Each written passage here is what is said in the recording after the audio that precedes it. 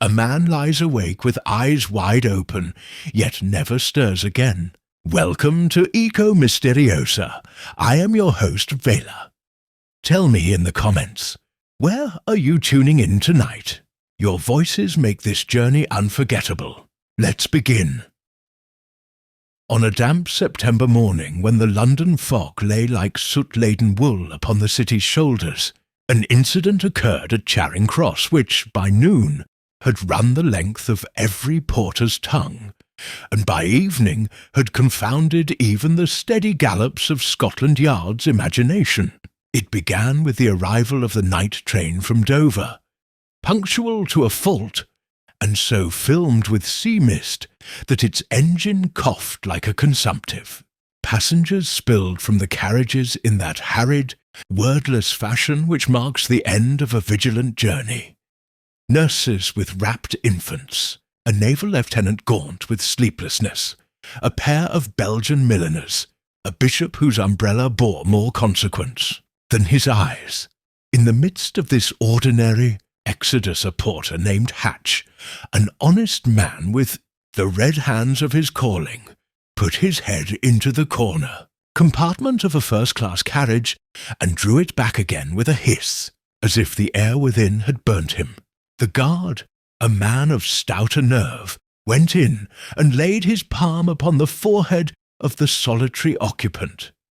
A gentleman of perhaps 40 years, well-made, clean-shaven, with hair trimmed to a military neatness, and a travelling rug folded across his knees. His eyes, large, luminous, and fixed, stood open.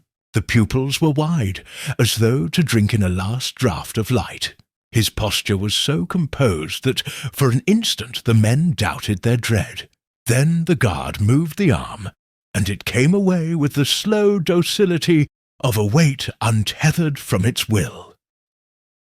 "He's dead," the guard said, and the words were small and unheroic in the echoing station. From that pronouncement, the true perplexity uncoiled. The windows of the compartment were closed. The door upon the platform side had been locked from within. It had required the guard's key to open it.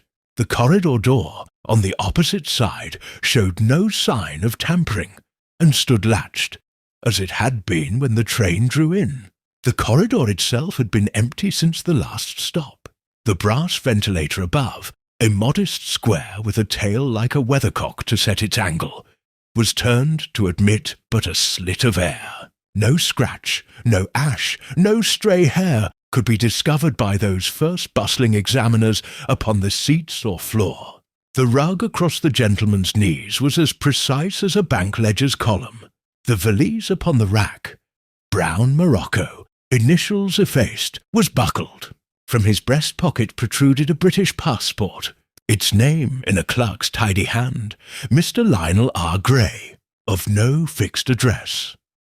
That a man should travel from the coast to the capital between sleeping and waking, neither speaking to his fellow travellers nor receiving any evident company, and reach the terminus in the unruffled mien of repose, while the fact of death sat like a coin upon his brow, would be, in any case, notable. But stranger still were the eyes. They did not glass over in that dull, mercy-giving way, familiar to any physician. They remained pellucid and miserably alert, as if the last sight they had held refused to be released. One notice in the porter's book, taken at the time, recorded without poetry. The gent looked to be sleeping with his eyes open. By 8 o'clock, the police had assumed the matter. The body was conveyed with quiet discretion to the nearest station-house, and Inspector Lestrade, thin as ever, and carrying his body like a tightly rolled umbrella, arrived to make what notes could be made from a corpse, whose modest pockets yielded little. A pocket-book with 3 £5 notes, and a torn timetable, a single key upon a string, an unmarked handkerchief, and a small enamelled tin, no larger than a shilling box, which, when opened, contained nothing but a faint sweetness, like a florist's glove. There was no wound upon the man, no discoloration beyond the pallor of peace. The tongue not bitten, the nails clean, the teeth sound. The only irregularity, if irregularity it was, lay at the inner corner of the right eye, where Lestrade thought he observed the thinnest suggestion of grit, as if a tear had dried, leaving its mineral trace. News. That omnivorous gentleman never misses a meal. By mid-morning, a journalist from the Star had already invented a duke's niece and a foreign plot. A competing broadsheet offered cholera. The station-master, a sober individual named Proudfoot, telegraphed the yard with a purely practical complaint, that a compartment of their rolling stock had been turned, through no fault of its own, into a scandal. As to the passport, that was the first stone to shift beneath the case's feet. The photograph within, signed, stamped, and duly dated, showed a man older than the one that sat like a carved figure in the station house. The nose was sharper, the jaw longer, the eyes hooded under heavier lids. The features were cousins, perhaps. They were not twins. The page of visas told only that the bearer had passed through Calais. The signature of Lionel R. Gray was neat, but, to an observant eye, hesitant at the downstrokes, as though the pen had been taught its duty too recently. By 11 o'clock Lestrade had enough to be annoyed, and too little to be wise.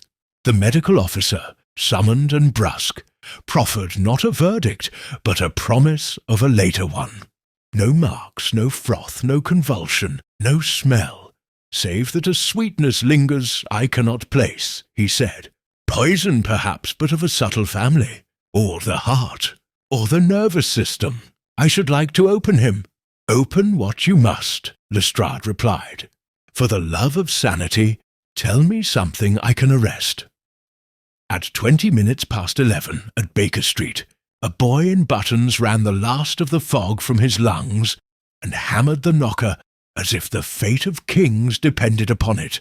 Mrs. Hudson, that small admiral of a household flotilla, received him with the benevolence she reserves for breathless messengers, and in due course he stood before the fireplace where Mr. Sherlock Holmes, long and grey-eyed and inclined like a divining rod towards trouble, was engaged in the very unromantic business of scraping a violin bridge with a penknife. Dr. Watson, his friend and biographer, observed from the armchair with a patient amusement he often felt when Holmes worked upon an object that would, in time, be made to sing. "It is from the yard," the boy announced, producing a folded scrap of paper with the ceremony of presenting a treaty. Holmes extended one languid arm without looking, and received it between two fingers. He read with no change of expression, then read it again. Only then did he glance up, and in that glance Watson discerned the small, clear flame that begins in his companion's eyes when some knot suits his teeth. "Lestrade begs your attendance," Watson said, who knew Holmes would not volunteer this trifling. "Is it murder, then?" "It is a dead man," Holmes replied, "which is too often for the yard proof of murder, and too seldom proof of anything in particular." "Ah, a gentleman found deceased upon arrival in a locked compartment, eyes open, no mark, passport uncertain.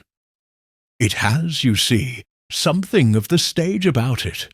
A simple set, a quiet actor, a prop in the wrong pocket. What does your instinct say, Watson?" "That the passport is false," said Watson at once, then added in fairness to himself, "and that the man died of something swift, perhaps in the last half-hour of the journey. If he had died earlier, the guard must have noticed." Holmes's lips folded but did not smile. "You grow parsimonious with your assumptions, which is well. Lestrade adds a footnote." He flicked the paper with his nail, which he did not intend. "He says eyes open. Men do die so, though the living do not always note it. But he says also, no smell, save a sweetness. That confines us. There are families of poisons that cloak themselves in the kitchen's apron. There are others which leave the eyes still curious, even in death. Watson stirred. He did not consider himself a timid man, yet there was in the image an unwholesome intimacy, as though one had surprised the corpse at some private reconnaissance. Holmes rose in one motion, his long figure all hinge and leverage. He set the penknife aside, placed the half-finished bridge upon the mantel, and took up his hat and stick with that air of sudden quiet purpose which moved Mrs. Hudson to clear the landing by instinct. "Come, Watson, we go to the station house first. If Lestrade has already muddied the waters, we must learn what colour the mud is." "Do you expect to discover the cause at a glance?" Watson asked, good-humoured as he shrugged into his coat. "At a glance?" "No," Holmes said. He plucked his magnifying glass from the table, as a parson might take the book. "But I expect to discover where to look." Outside the fog had begun to lift in desultory swirls, as if stirred by a giant spoon. The hansom set them rattling toward the Strand. The horse's breath hung in serial puffs. Holmes sat with his chin upon his breast and his eyelids low, yet Watson observed the fingers of his free hand sketching in the air such faint, gnomon-like angles as betrayed a mind measuring distances in an invisible compartment. The width of a window, the height of a rack, the swing of a ventilator tail. "Eyes open," Holmes murmured, so softly that the clip of the hooves nearly smothered it. "And a sweetness, and a sweetness, and a—" Watson was a soldier and a doctor, and the roll call of maladies was not strange to him. But he found, as he often did in the beginning of Holmes's cases, that his knowledge ran before him only to stop short at a cliff's edge. Below lay the dark. It was not a frightening dark, not with Holmes at one side, but it was a dark that compelled one forward. At the station house they were expected, for Lestrade is no fool where his interests are concerned. He met them in the passage with a damp dignity, a man harried by a case that refused to do him the courtesy of a villain. "You'll see him as we found him," he said by way of greeting, only more cold. "Time is the one nurse who never mislays her patient," Holmes said, and inclined his head. "Show me your stranger who slept with open eyes." The mortuary chamber was lit by a pair of gas jets, which cast an uneven glow across the tiled walls. Upon a narrow iron table lay the figure from the train, still in the same composed attitude, though now robbed of that air of ordinary slumber which had first confounded the railway men. The surgeon, a florid fellow with sleeves rolled above his elbows, was adjusting his instruments when Holmes entered with Lestrade and myself close behind. At a gesture from Holmes, I remained a pace to the rear, notebook in hand, ready to record. Holmes's movements in such rooms always struck me as akin to those of a hawk among poultry. He seemed indifferent, almost idle, until some object stirred his instinct. Then, in an instant, he was all precision and command. He bent over the corpse, the long fingers brushing the lapel, the cuff, the hair above the temple. He lingered at the eyes, those unshuttered witnesses, and for a moment I thought he would close them out of mercy. Instead, he produced his lens and inspected the lashes, the corners, the faint trace of grit which Lestrade had earlier mentioned. "Just went to Curford." "Yes," Holmes murmured, "but not the sort that clings to rail carriages. This has the smoothness of powder ground finer than flour. Observe, Watson, no discoloration of the sclera, no effusion of blood. The pupils are dilated yet not unevenly. A delicate balance has been overthrown here." The medical officer cleared his throat. "If it please you, Mr. Holmes, I was about to begin the post-mortem. Unless you have objections." Holmes straightened with a small bow. "Proceed by all means, though I suspect your knife will tell us less than his pocket." He stepped aside, and his hand darted for the morocco valise which had been set on a chair. With Lestrade's grudging permission, he unbuckled it. Within lay a neat arrangement of garments, a small travelling flask, and a sealed envelope bearing only the words for my arrival in London. Holmes held it delicately, but did not break the seal. "A puzzle box," he said. "Watson, note how the ink of the inscription is fresh, still glossy in parts. Whoever wrote this had not long finished before it was packed away, and do you perceive the impression of a second hand below, invisible except in the slant of the fibres? The envelope has been addressed by one man, but held steady by another. Cooperation or coercion?" Lestrade gave a short laugh. "Or the fellow simply steadied his own hand." "Indeed, Inspector," Holmes replied with a mildness I recognized as dangerous, "and yet the pressure of the thumb at the corner is too deep to have come from the same writer. But we shall test it further."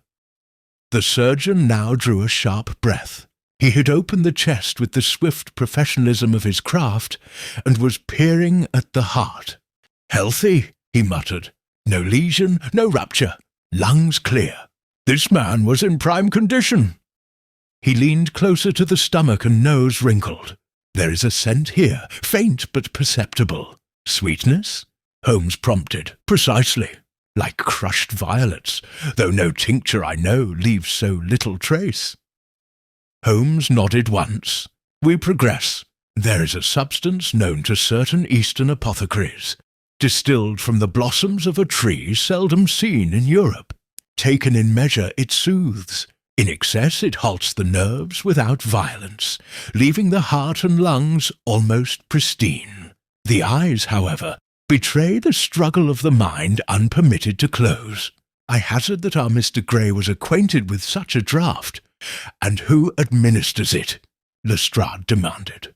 "The compartment was locked." "That, Inspector, is the second act of our drama," Holmes said. "We know only the scene. A railway carriage, a sealed chamber, a dead man with another's passport. As for the players, they will reveal themselves when we ask the proper questions." He turned sharply to me. "Watson, make note.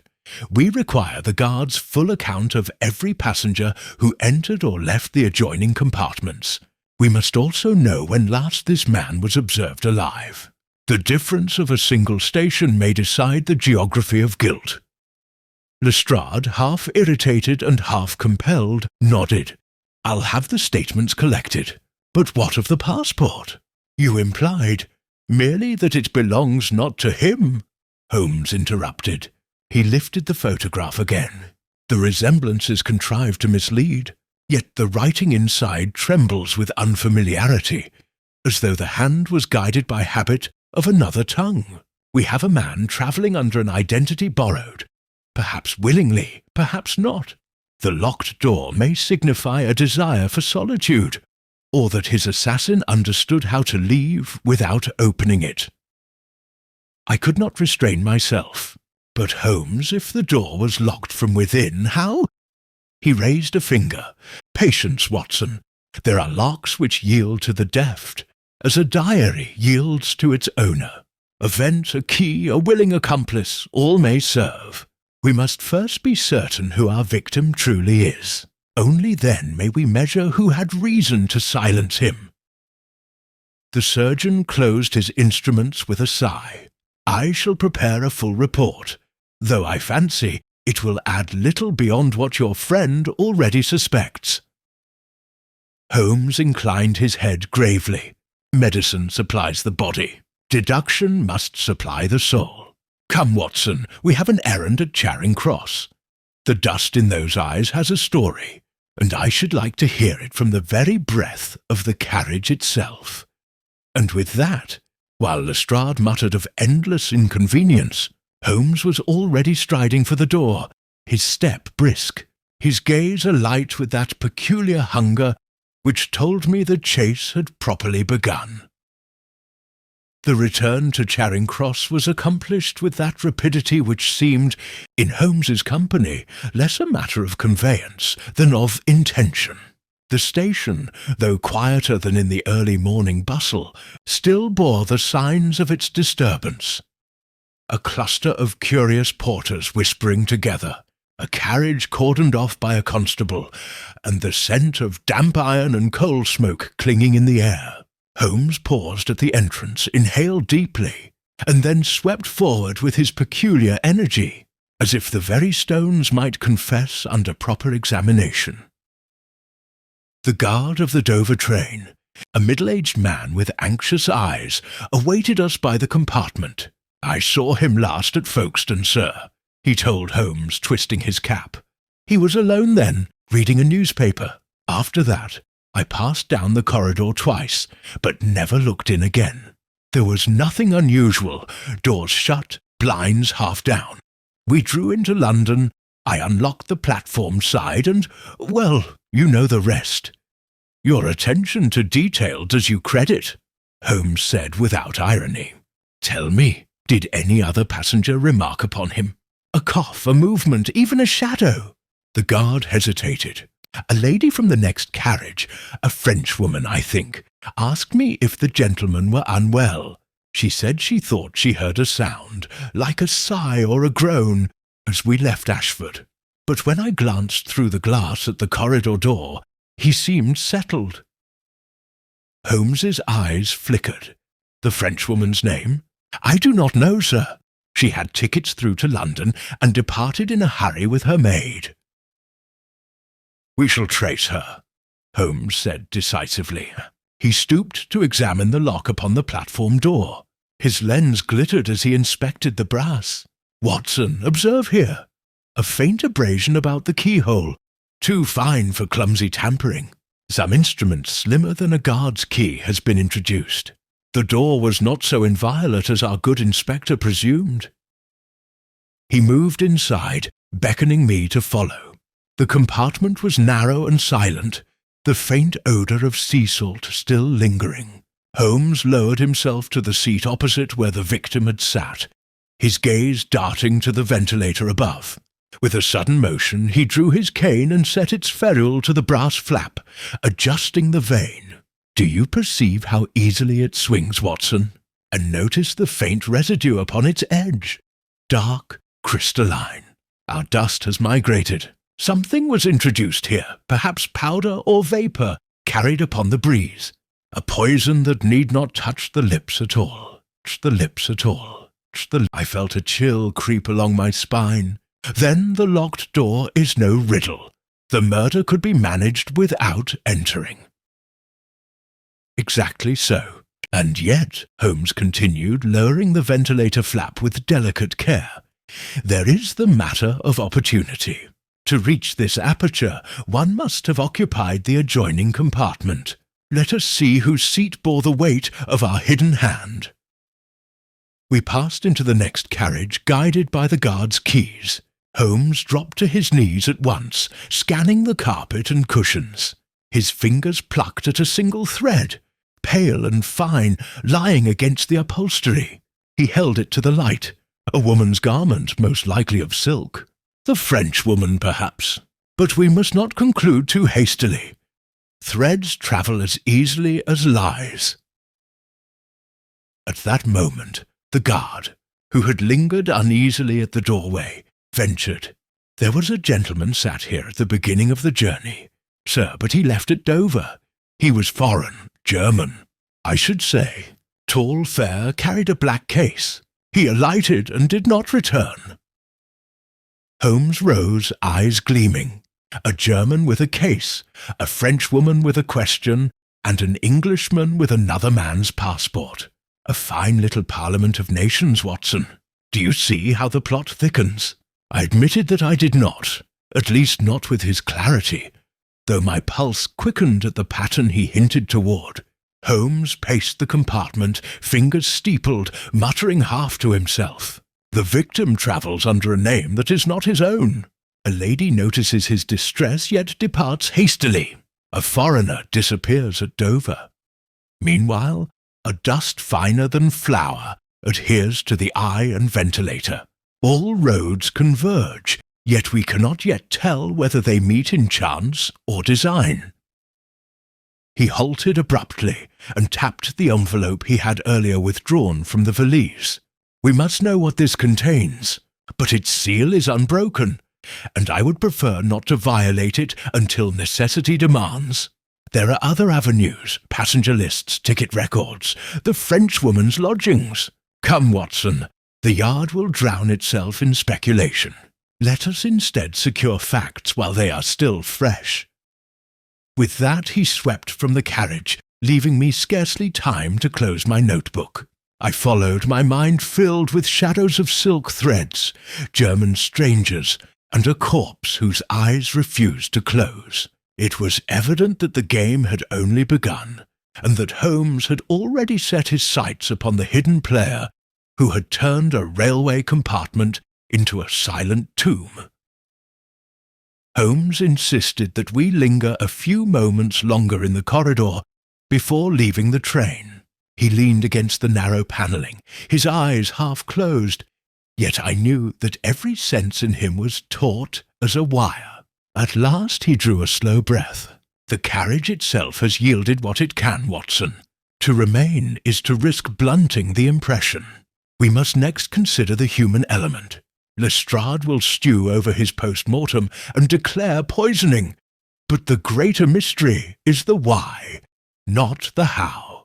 Let us learn who Mr. Gray was, and we may yet learn why he died staring at the world, as though compelled to keep its final secret." We took a cab to the booking office, where Holmes requested, with such calm authority that no clerk dared refuse, the register of tickets issued for the Dover-London train. With quick strokes of his pencil, he copied several names. I leaned over to glimpse the list. It was crowded with passengers bound for London, yet Holmes marked only two: Madame Eloise Marchand, with maid, and Herr Otto Kreutz, Berlin. The remainder he dismissed with a shake of his head. Merchants, clerks, a pair of students, none with the shadow of intrigue. But here we have a Frenchwoman and a German, each placed beside our mysterious Englishman. A triangle, Watson, and one side already broken. As we returned to the street, I ventured, "Do you suppose this German fellow played some part in introducing the poison? You remarked upon the case he carried." Holmes's lips twitched into a thin smile. "The case may have held documents, or it may have held death. We cannot know until we trace him. But mark me. The lady's testimony of a groan at Ashford is too neat. It serves to convince us that the victim was alive at that point. What if she spoke not from truth, but to establish a false chronology? Why should she hasten away with her maid the instant the train arrived? Flight, Watson, is the oldest confession in the world." I could not argue, though part of me balked at condemning a woman upon such slender ground. Holmes, however, was already striding toward Scotland Yard with the brisk certainty of a man who saw the map of the case laid before him. At the Yard, Lestrade received us with his customary mixture of pride and suspicion. He thrust forward a slip of paper. "The surgeon's preliminary report. He found traces in the stomach consistent with some narcotic resin, though not one we can identify. He'll write to the college for comparison." Holmes accepted the paper, scanned it, and handed it to me without comment. "Inspector, I require your assistance in locating two persons. First, Madame Eloise Marchand, believed to be lodging in some hotel near the Strand. Second, Herr Otto Kreutz, who disembarked at Dover. Telegraph the port authorities. He may have embarked again or taken passage elsewhere. Time is essential. The trail cools quickly." Lestrade frowned. "And if I refuse to chase after every foreigner who passes through, then you will, no doubt, announce tomorrow that a man has been murdered by Providence." Holmes said lightly, "But if you prefer an arrest to an alibi, you will oblige me." He turned away.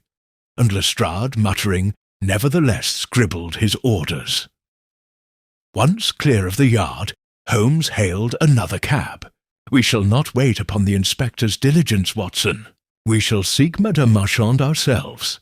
French émigrés of quality seldom escape the registry of the better hotels. A word at the Savoy, the Charing Cross, and the Langham will suffice." Thus began a round of discreet inquiries, in which Holmes, adopting the air of a courteous official, pressed for information without revealing his hand. At the second establishment, the Charing Cross Hotel, we struck gold. A clerk, after a cautious glance, admitted that Madame Marchand and her maid had indeed arrived from Dover that morning, but had departed again within 2 hours, leaving no forwarding address. She seemed agitated, the clerk confided, and insisted upon settling her account in haste.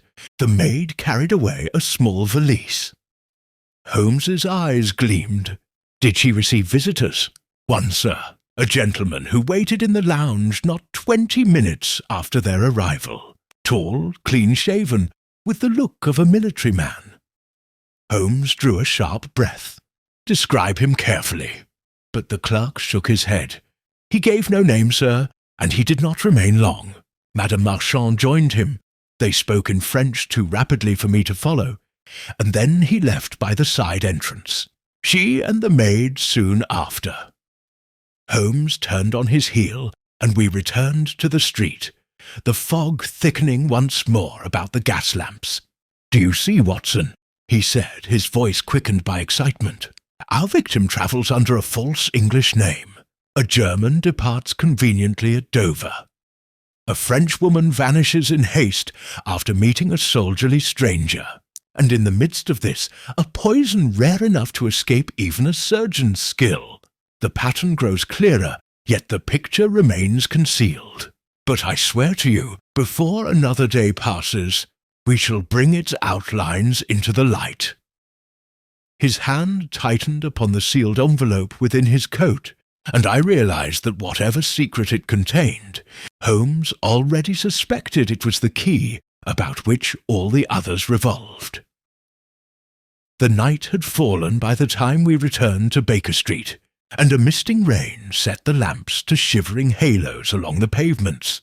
Holmes wasted no time in settling before the fire with his pipe, his gaze fixed upon the dancing flames, as though they alone could resolve the mystery. I had scarcely hung my coat when he spoke. "Watson, you recall the thread of silk found in the adjoining compartment. That, combined with the Frenchwoman's hasty departure, suggests that she, at least, knows more than she has permitted. Yet the presence of the German complicates the matter. We must decide whether they acted in concert or at cross purposes." I sat opposite, warming my hands. "You incline to the belief that the woman played a role in the poisoning?" "Not directly, perhaps," Holmes answered, exhaling a slow cloud of smoke, "but as witness, agent, or decoy. Mark how neatly her story supplies the yard with a convenient assurance. The victim lived until Ashford. Therefore no crime could have been contrived before that point. Yet the evidence of the ventilator contradicts her. The dust upon the victim's eye and the residue at the flap bespeak a preparation introduced whilst the train was in motion. If the man sighed, it was the sigh of one already subdued." A rap at the door interrupted us. Mrs. Hudson entered bearing a telegram upon a tray. Holmes tore it open with quick fingers, scanning the lines. A smile, sharp and fleeting, crossed his lips. "Lestrade has redeemed himself. The Dover authorities confirm that Herr Otto Kreutz boarded a steamer bound for Antwerp less than an hour after leaving the train. He travels under his own name, accompanied by no one. The German has fled, Watson, and flight, as we observed, is a confession. Then the matter is clear," I exclaimed. "He poisons the victim through the ventilator, slips away at Dover, and leaves the lady to distract suspicion." Holmes shook his head. "Too clear, Watson. a tale arranged for simple minds. Consider, why would a German agent risk discovery by travelling openly under his own name, then depart within the hour? It smacks of deliberate exposure, as though he wished us to conclude his guilt and pursue him abroad, while the true business continues here in London. He tapped the sealed envelope upon the mantel, and I wager its contents will confirm it. He studied the paper a moment longer before, with a decisive motion, breaking the seal. Within lay a folded sheet, inscribed in a firm hand. "Deliver these to Lord Renshaw, Whitehall, at once upon arrival. Delay is peril." Beneath the note rested 3 documents, stamped with foreign seals, the script in German and French. Holmes glanced only briefly before replacing them. "The matter rises beyond mere murder," he said gravely. "This is diplomacy, espionage, the games of nations. Our dead man was a courier, likely travelling under an alias to shield his mission. But he has been forestalled. Someone sought these papers, and whether they succeeded or not, his life was forfeit. A sudden knock at the street door echoed through the house, brisk and insistent. Mrs. Hudson's footsteps followed, and presently she ushered in Inspector Lestrade, damp and weary, his boots leaving dark marks upon the rug.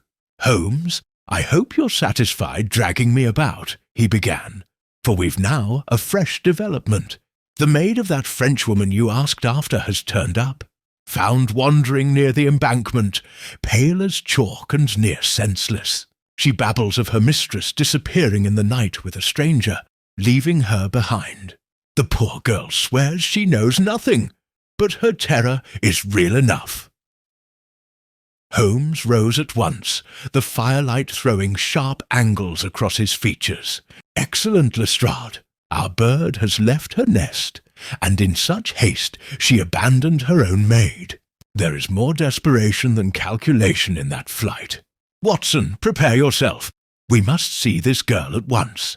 The truth has begun to tremble at the edges, and a single word may cause it to fall into place." I caught my coat again, my mind racing with the implications. The game had shifted from the stillness of a corpse to the quick footsteps of the living, and I knew that wherever Holmes now turned, revelation was not far behind. The girl was brought to a small chamber at the yard, where she sat trembling, her cloak still damp from the river mist. She could scarce have been more than 18, with pale features sharpened by fear and dark eyes that darted to the door at every sound. Holmes entered with Lestrade and myself, and at once his manner softened. He spoke not as a detective pressing a witness, but as a physician might soothe a patient. "Your name, mademoiselle?" "Claudine," she whispered, her voice unsteady. "Claudine Arnaud. I served Madame Marchand these 2 years." Holmes inclined his head. "And your mistress, where has she gone?"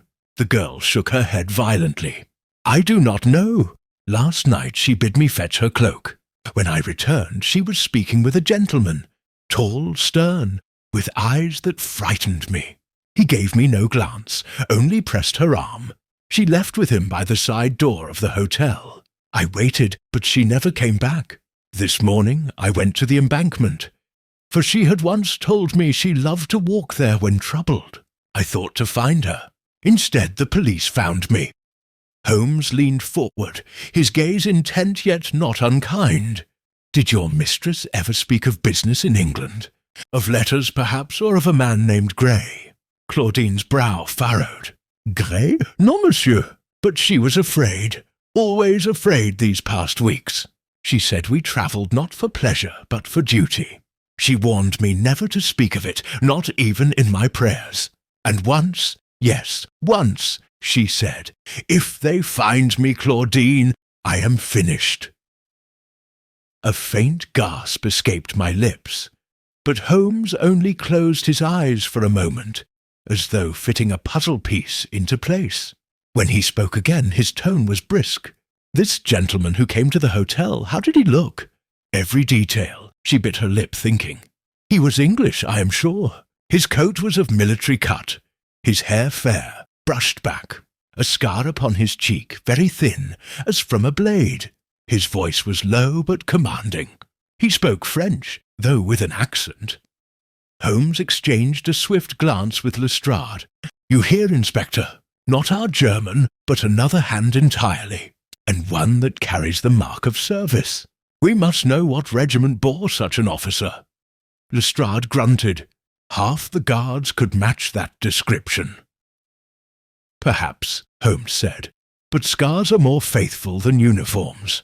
We shall find him." He turned once more to Claudine. "Your mistress trusted you, child. If she still lives, she may yet seek you. You will remain here under the yard's protection. Speak to no one save myself or Dr. Watson." She nodded, her eyes brimming with tears.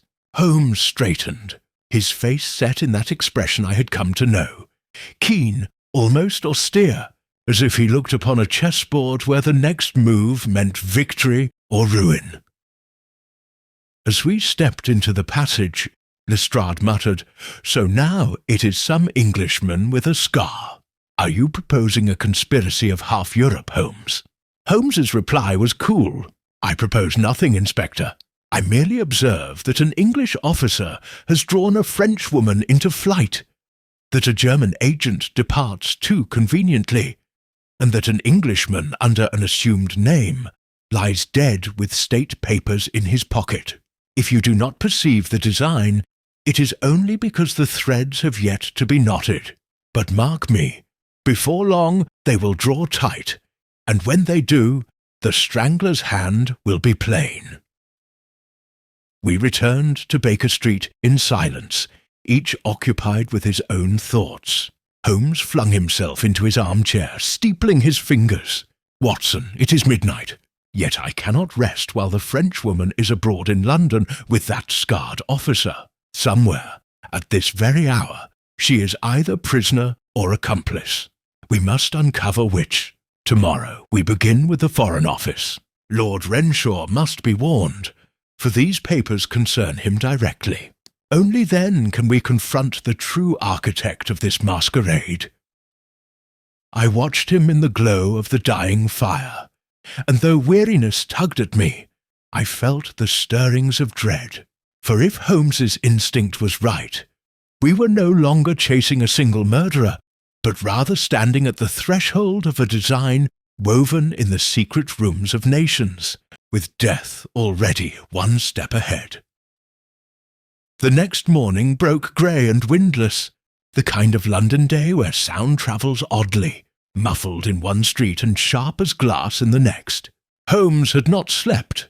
I found him at the table with maps, railway timetables, and a sheaf of official directories spread before him, his tea untouched, and his pipe long since gone cold. He greeted me with a curt nod. "We have no leisure for indolence, Watson.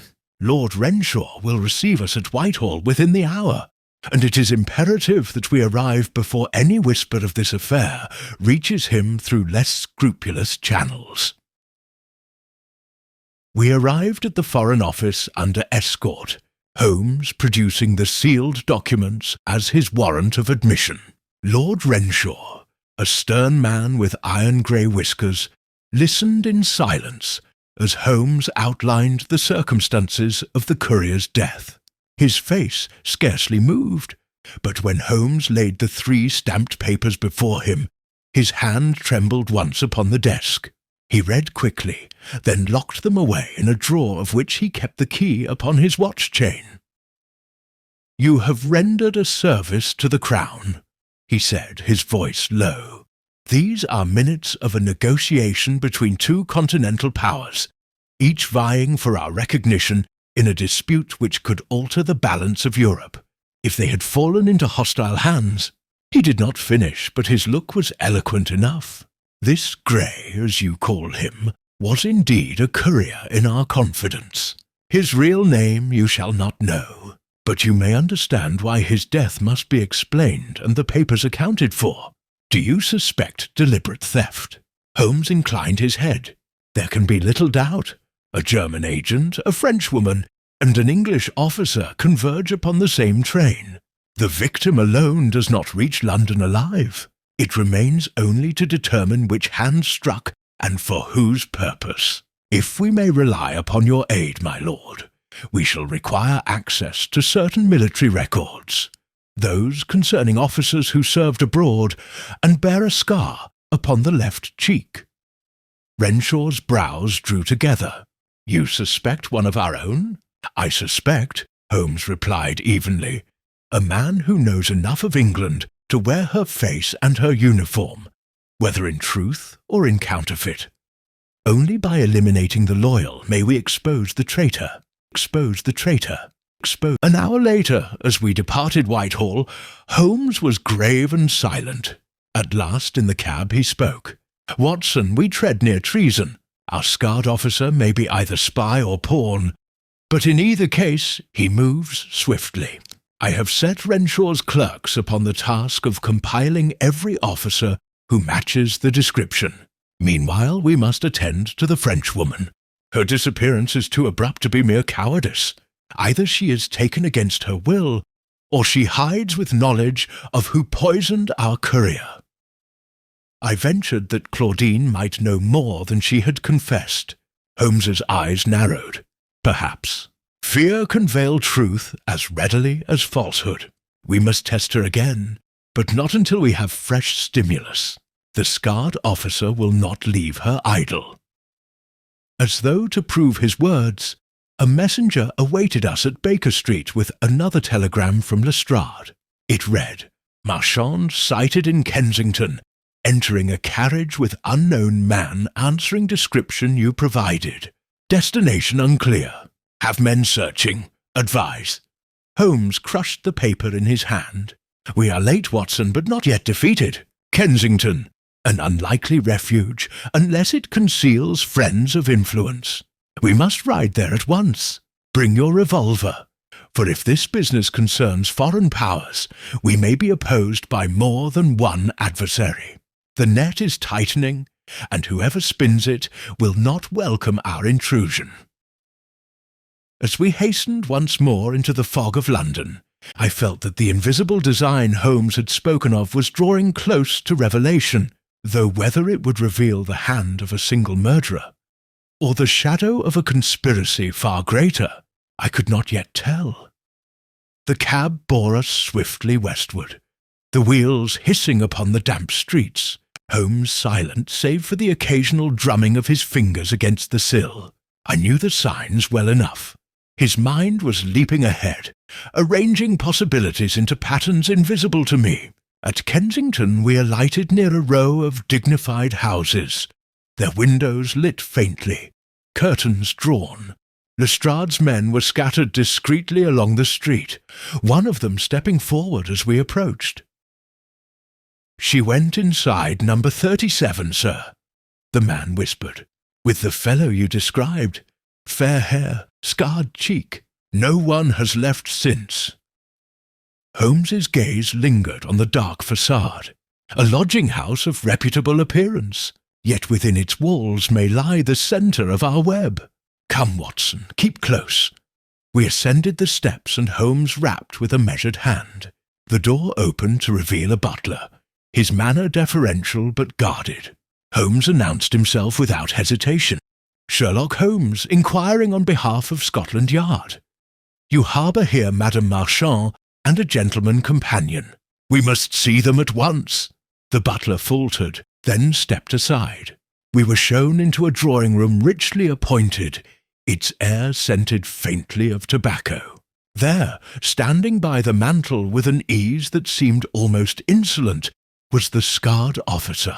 Madame Marchand sat upon a chair nearby, her gloved hands twisting in agitation. She looked up at our entrance with an expression that mingled relief and terror. The officer inclined his head coolly. Mr. Holmes, I presume? Your reputation precedes you. Might I ask why you intrude upon a private meeting? His voice bore the accent Claudine had described. English, yet with an undertone that hinted at long absence abroad. Holmes regarded him as a fencer studies an opponent's stance.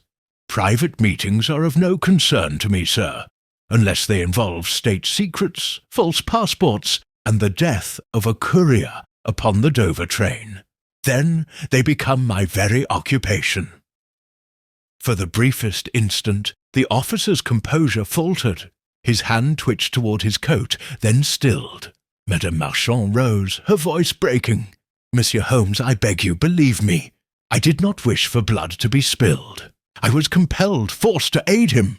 She pointed a trembling hand at the officer. "He said it was the only way to save my brother, a prisoner in Strasbourg. I swear I never touched the poison." Lestrade, who had followed us in, snapped his fingers, and 2 constables stepped forward. The officer smiled thinly, as if the sight amused him. "You act in haste, Inspector. You have no proof I ever set foot upon that train, still less that I took a man's life." Holmes's eyes gleamed. "No proof? On the contrary, sir, I think you left us a signature more legible than ink. The dust upon the ventilator, the residue that clouded the victim's eyes. It is of a preparation rare outside Central Europe, and yet, upon your right cuff, I perceive a faint sprinkling of the same dark grains, caught in the stitching where your own eyes failed to notice. Should I test them, they will match precisely." The officer's face hardened, though he uttered not a word. Madame Marchand covered her face with her hands, sobbing. Lestrade stepped forward to clap a hand upon the man's shoulder, but Holmes raised his arm. "Not yet, Inspector. Our friend here is no common assassin.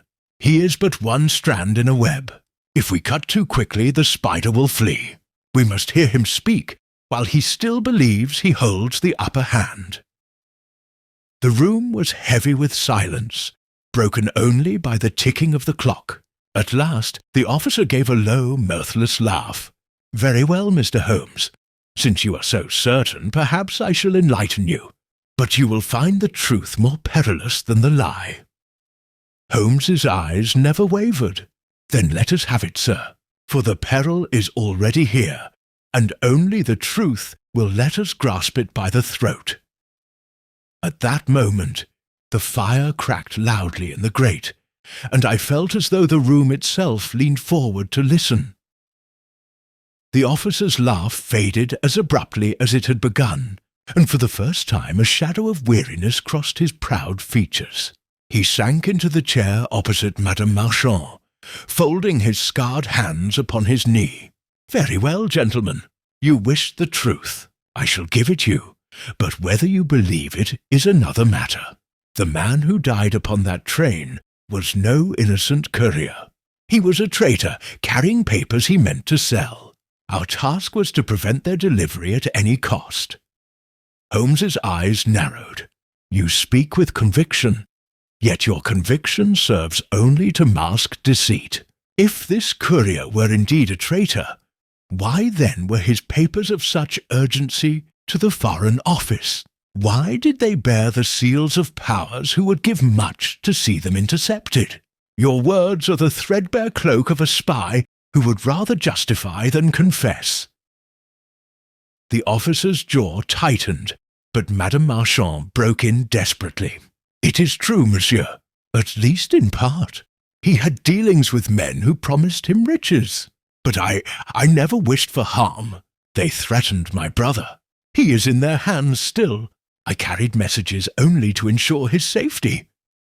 Holmes fixed her with a penetrating gaze. "And who are they, madam? These shadowy masters who trade in fear and poison." Her lips moved soundlessly before she whispered, "A circle, men of Berlin and Vienna, but also of London. They call themselves the Directorate.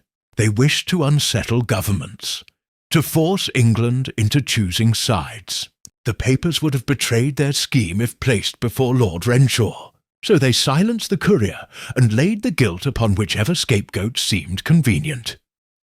Lestrade gave a snort. "A likely tale. A secret directorate, half Europe in conspiracy. Next, you'll tell me the moon is hollow."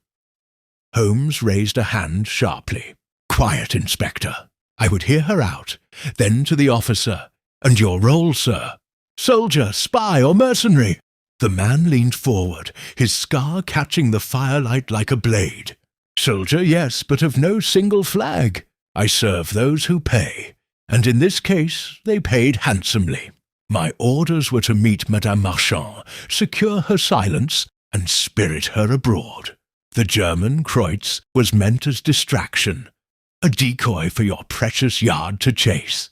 As for the poison, I delivered it, though not with my own hand. A mechanism affixed within the ventilator sufficed. Simple, elegant, and untraceable, so I believed." Holmes's fingers steepled, his eyes glittering with cold satisfaction. "You underestimate the value of eyes that notice grit upon a dead man's lashes. You confess more than you realize, sir. For in admitting Kreutz as decoy, you betray the existence of a guiding mind above you. And if you imagine your directorate safe from scrutiny, you miscalculate gravely. Networks unravel swiftly when one strand is pulled." The officer's smile returned, thin and dangerous. "Then pull, Mr. Holmes, and see what tumbles down upon you. You meddle in affairs where nations tread softly. Do you suppose your government will thank you for exposing its secrets in the name of justice?" For a moment the room was charged with a tension that set my heart pounding. Lestrade half raised his hand to signal his men, but Holmes spoke first, his voice like tempered steel. "Enough, Inspector. Place this man under guard. He is too valuable to vanish into the fog. Madame Marchand will remain also under protection until her story is verified." For the first time we glimpse the outline of the hand behind the curtain. And I tell you, Watson, it is a hand that fears the light more than any prison cell. As the constables moved in, the officer rose without struggle, though his eyes never left Holmes's. "Then, Mr. Holmes, may the light you seek not blind you, for some truths, once revealed, leave only darkness behind." He was led away, his words hanging in the air like smoke, while Madame Marchand wept silently into her hands. Holmes stood very still, as though listening to echoes only he could hear, before turning to me with quiet intensity. "Watson, tonight we have taken a pawn, but the king remains at large, and if I mistake not, he is nearer than we think." The carriage ride back to Baker Street was conducted in near silence, Holmes sitting bolt upright, his eyes fixed upon the blur of lamplight through the misted glass. I had long since learned not to intrude upon those intervals when his mind was at full stretch. Yet I confess my own thoughts were clamouring with questions. At length, as we drew up to our familiar door, he spoke in that low, clipped tone which always betokened certainty forming from chaos. "Watson, we have been shown a portion of the design, but not its centre. Our scarred mercenary spoke of the directorate with the arrogance of one who serves power. Yet his very candour betrays him. He was meant to be caught, intended as a mouthpiece to feed us just enough truth to blind us to the rest. The true architect remains invisible." Once inside, Holmes paced before the fire while I lit the lamps. "Consider, Watson. Our victim carried documents of utmost importance. He is slain by means both ingenious and secretive. A German agent vanishes to Antwerp. A Frenchwoman flees, an English officer falls neatly into our grasp. Each is positioned with a theatrical precision, as though the hand directing them wished us to marvel at their arrangement. But who alone would profit from the courier's silence and from sowing suspicion amongst nations? I ventured that the directorate might indeed exist as described. Holmes inclined his head. It may, but ask yourself who first spoke its name. Not our courier, not the papers, not the yard. Only the woman, and under duress. A desperate lady will say much to shield herself. True or false, her words serve another. He paused, then added in a tone almost of wonder, "There is one clue, so delicate I nearly missed it. Did you mark the faint scar upon the officer's cheek?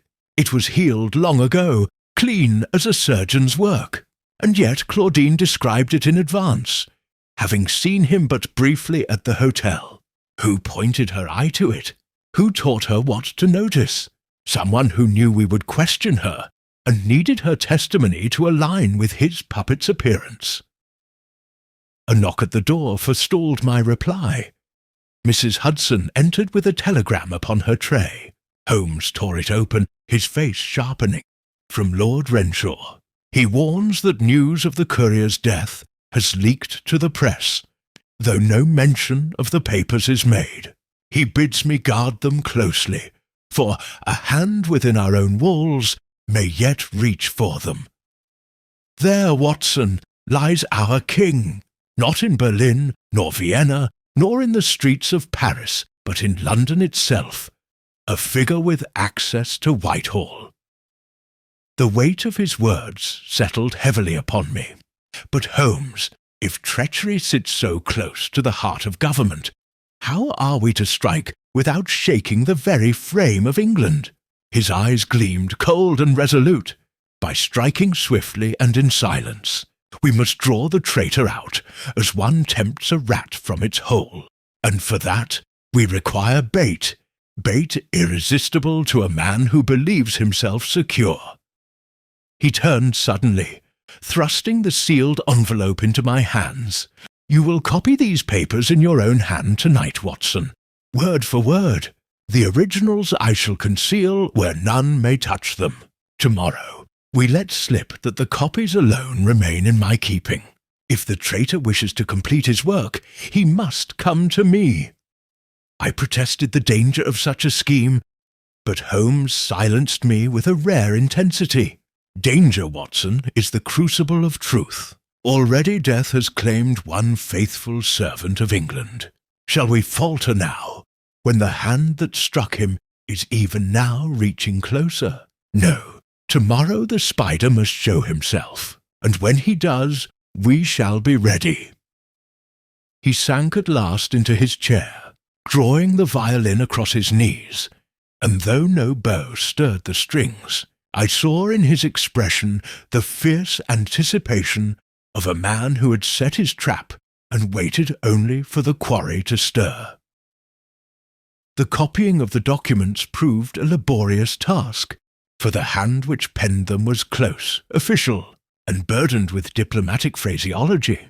Yet I laboured on until near dawn, while Holmes sat motionless in his chair, eyes half closed, the smoke of his pipe wreathing about him like mist upon a battlefield. When at last I laid down my pen, cramped and weary, he rose without a word, took the originals from me, and with a deft movement secreted them behind the false panel of his chemical cabinet. There, he said, no power in London shall touch them without passing first through my hands. By the following afternoon, rumour, subtly sown by Holmes's design, had already spread through certain discreet channels that the documents rested not with Whitehall, but with Holmes himself. I confess the knowledge unsettled me.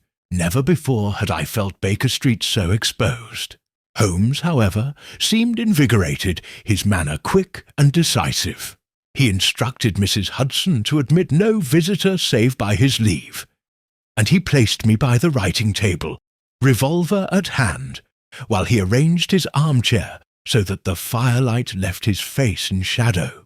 "We expect our guest tonight, Watson," he murmured. "He may come boldly, trusting in his station, or he may creep, believing himself unseen. In either case, his purpose will betray him." The hours dragged slowly, the ordinary noises of the street sounding strangely loud to my straining ear. It was near midnight when the bell at last rang, softly, but with insistence. Mrs. Hudson ushered in a man of middle years, respectable in appearance, whose frock coat and careful manners bespoke one accustomed to high company. He bowed with cool formality. "Mr. Holmes, I am told you possess certain papers which concern matters above your ordinary sphere. It would be best, for yourself as well as the nation, if you entrusted them to me at once." Holmes did not stir, his voice low and even. "Pray sit down, Sir Alistair, or shall I call you by the title you use at Whitehall? You have carried your mask well, but not so well as you believed." The visitor started, his composure slipping for the briefest instant. "You are mistaken, sir. I come only as a servant of the Crown." "Indeed." Holmes's gaze was pitiless.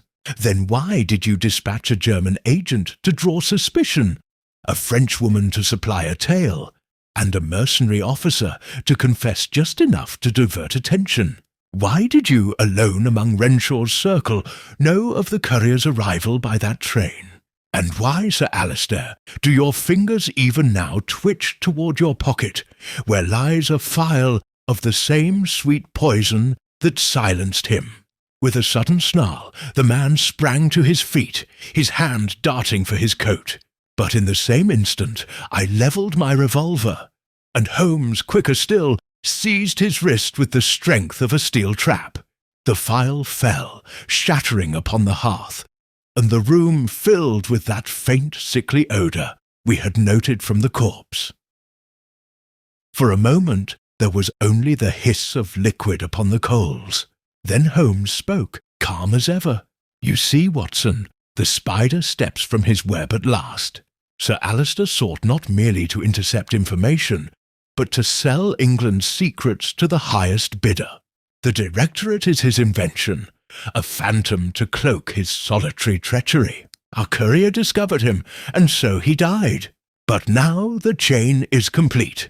Lestrade, summoned by prearrangement, entered with 2 constables at that very moment. Sir Alistair, pale and beaten, was secured without further struggle. As they led him away, Holmes bent to the hearth, studying the dying fumes. Observe, Watson, so faint, so insidious, and yet enough to still the strongest heart. A fitting weapon for a traitor who struck from shadows. I confess I was shaken, though Holmes bore himself with the cold satisfaction of one who had seen his design fulfilled. "And so ends the case of the stranger who slept with open eyes," he said softly. "He died because he kept them open too long and saw too much. Let us trust, Watson, that England herself never sleeps so soundly as to miss the hand that would strike her in the dark." The morning after Sir Alistair's arrest dawned with a thin sunlight that struggled through the fog, painting Baker Street in a wan glow. I had expected Holmes to greet the day with the satisfaction of a man whose labours were complete, but instead I found him restless, pacing with hands clasped behind his back. "Do not suppose, Watson," he said abruptly, "that the conclusion of our labours last night marks the end of this business. A serpent may be slain, but the nest remains. Sir Alistair acted alone in his treachery, yet others stood ready to profit from his betrayal. That German agent did not vanish to Antwerp merely to escape. He carried word that the courier had been silenced. Somewhere across the Channel, men await confirmation that England's secrets are vulnerable. I ventured that with the traitor in custody and the documents safe, the danger was past." Holmes shook his head. "Past for this hour, perhaps, but not for the morrow. Lord Renshaw will be compelled to whisper explanations in certain corridors of power, and whispers travel faster than any train. Still, I take some comfort that justice has been served." A knock interrupted us, and Lestrade himself entered, his face drawn but triumphant. "It is done, Holmes. Sir Alistair has confessed, in part at least. He admits to arranging the courier's death, though he still babbles about foreign leagues and imaginary councils. The Crown will try him quietly, I expect. They'd rather the papers spoke of a thief than of treason at the heart of Whitehall." Holmes regarded him steadily. "A wise discretion, though it will rob the public of a tale most instructive. And the others? The mercenary officer, the Frenchwoman. The officer will face the gallows, no doubt. As for the woman, she is to be sent back to France. Her maid swears she was coerced, and I believe it. The Yard has no appetite for prosecuting frightened ladies." Holmes inclined his head gravely. "Then let her return, though she carries the knowledge of how easily fear may be used as a leash. I trust she will not forget the lesson." When Lestrade had gone, Holmes stood long at the window, gazing down at the street where ordinary folk bustled, unaware of the storm that had passed over their heads. At last he turned to me, a faint weariness in his eyes. "Watson, there are victories which taste of ashes. We have saved the papers, exposed the traitor, and yet I feel no triumph. The machinery of espionage is endless. For every wheel we break, another is set spinning. What we may hope for is only that, by vigilance, we delay the worst." I answered that England had reason to be grateful for his vigilance, though he shrugged the praise aside with his usual disdain. "I am but a lens, Watson, through which light is concentrated. Others must decide how to use it." He took up his violin and drew a long, contemplative note, as though seeking harmony after dissonance. "Yet let us be content for today. The courier who died with open eyes may rest knowing his mission, though bloodied, was not in vain." And so the case passed into history, its details hidden behind the discretion of statesmen and the silence of the Yard. But for me it remains etched as one of those instances when the genius of my friend shone against shadows, deeper than murder alone, shadows where nations scheme, and where one man's vigilance may, for a moment, hold the balance of peace. Now, generate the final section of the story, ensuring a satisfying resolution. Maintain the logical progression of clues and character arcs, delivering the final reveal smoothly, while keeping the ending impactful and true to the detective style. It was 2 evenings later when Holmes, having at last granted himself a rare indulgence of rest, spoke of the affair with something of finality. We sat together in our familiar sitting room, the fire burning low, while the city outside hummed with the ordinary life it had nearly lost unawares. "You perceive, Watson," he began, "that every element of the case was arranged to mislead. The false passport, the German's flight, the Frenchwoman's terror, all were parts of a stage play, designed to occupy our vision, while the true villain operated under our very noses. It was never the Directorate, nor any foreign plot at large, but the hand of Sir Alistair, who used the threat of foreign intrigue as a mask for his own perfidy. The scarred officer, the lady, even Kreutz, were pawns moved with just enough noise to drown the sound of the king's step." I nodded, recalling the corpse in the railway carriage, the dust upon his lashes, and the sweetness of death that had lingered in the air, and all revealed because you noticed what no other man did, that the eyes remained open. Holmes's gaze grew distant, the faintest shadow passing across it. "Eyes, Watson, are faithful even in death. They recorded the struggle of a mind that knew it had been betrayed. It was not sentiment but logic that led me to them. Yet perhaps there was justice, too, in letting them speak when their owner could not."